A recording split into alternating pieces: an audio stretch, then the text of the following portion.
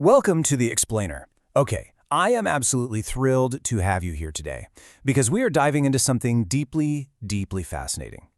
As humans, we all share this deep-seated, almost primal desire to understand our origins. Like, where did civilization actually come from?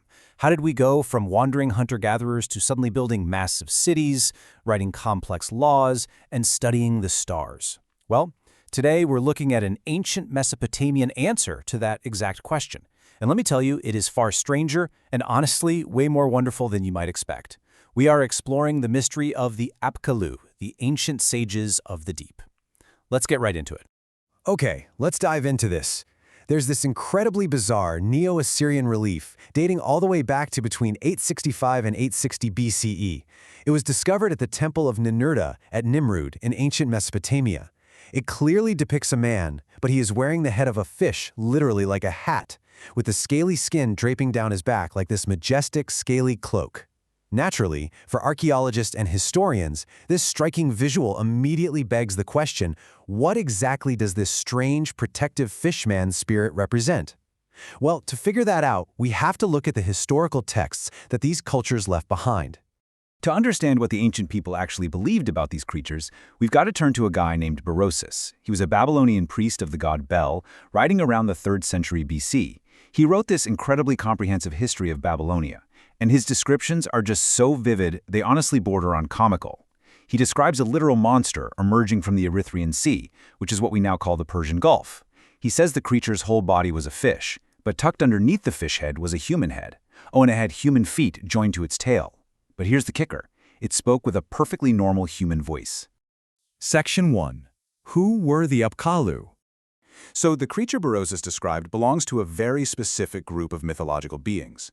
In Akkadian, they're called the Apkallu, and in Sumerian, they're known as the Abgal. Both terms basically translate to the wise or the sage. You see, these weren't just random, scary sea monsters. They were a highly revered group of demigods. According to the lore, they were direct emissaries sent by Ea. Ea was the Mesopotamian god of freshwater, magic, and wisdom, and he lived down in the watery abyss. He dispatched these Apkallu up to the surface world for one specific purpose: to enlighten early primitive humanity. Now, in Mesopotamian mythology, the number 7 is absolutely foundational. There were specifically 7 sages, no more, no less. And these 7 demigods are credited with laying the very foundations for these 7 greatest ancient cities of the region, including legendary places like Eridu and Uruk. Essentially, they were the ultimate architects of the ancient world's golden age. So the crucial point here is how the Mesopotamians structured their historical timeline. It's like a giant puzzle.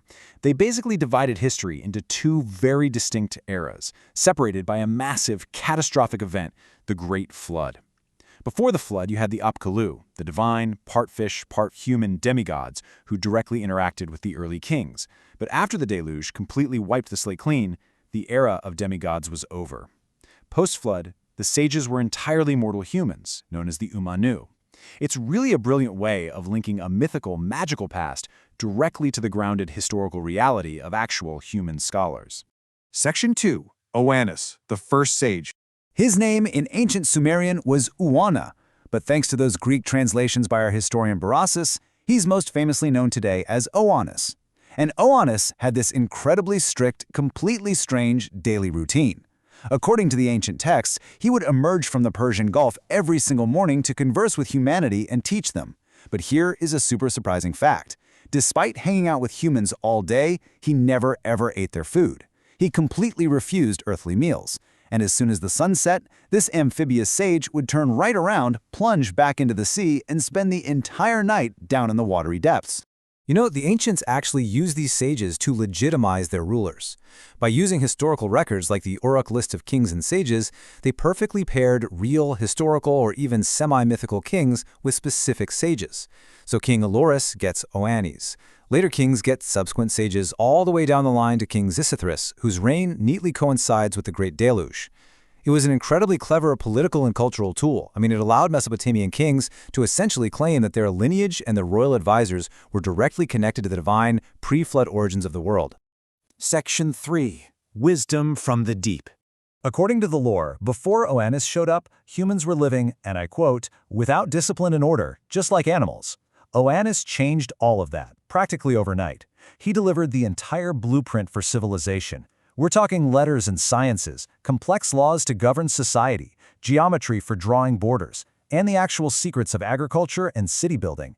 He didn't just give them a few helpful tips, he essentially downloaded the entire foundation of civilized life into humanity in one go. And this brilliantly illustrates just how highly the ancient Babylonians viewed this mythological event. Look at this quote from Berossus regarding everything Oannes taught. Since that time, nothing further has been discovered. Wow!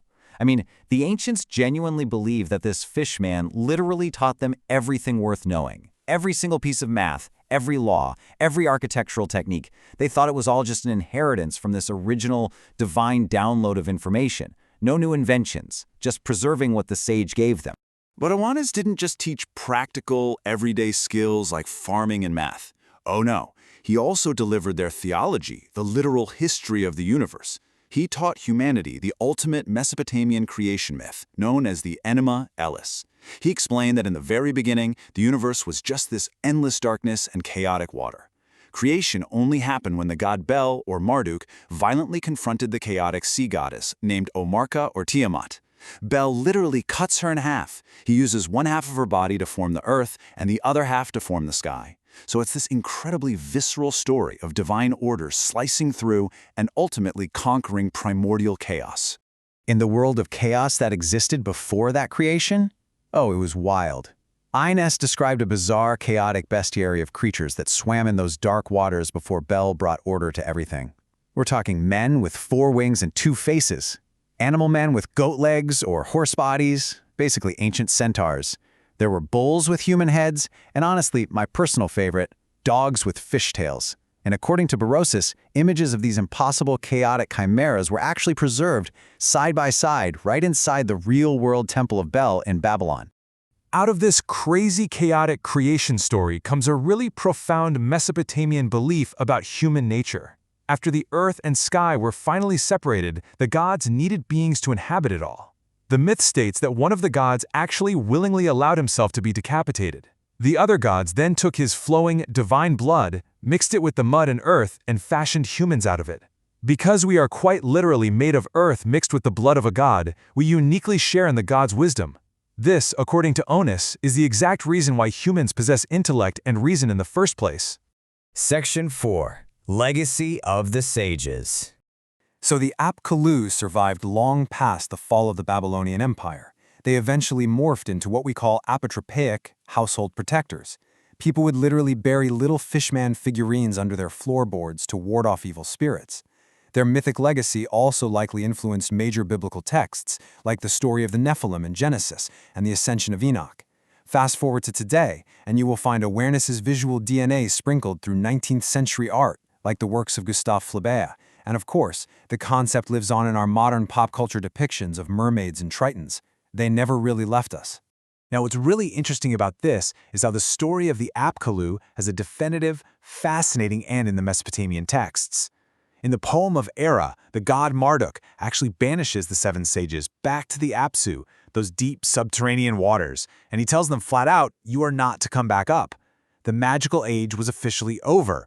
From that point on, if temples needed cleansing, or if society completely lost its way, it was entirely up to the mortal, earthly scholars, the Omenu, to figure it out. The gods essentially handed the keys of civilization over to us, leaving humanity the awesome and heavy responsibility of cleaning up its own messes. Which brings us to a final, pretty provocative thought. Oannes represented a sudden, divine download of knowledge that elevated humanity from wild animals to civilization builders. Today, as we face incredibly complex global challenges, it is really worth asking, are we on some level still secretly waiting for a new Oannes?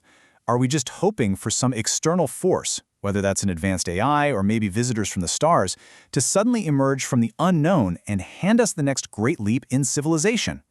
Or have we finally accepted the mandate of the ancients, realizing that the Apkallu are gone for good, and the future of our knowledge and our survival rests entirely in our own human hands? Thank you so much for joining me on this explainer. Keep questioning, keep learning, and I'll catch you next time.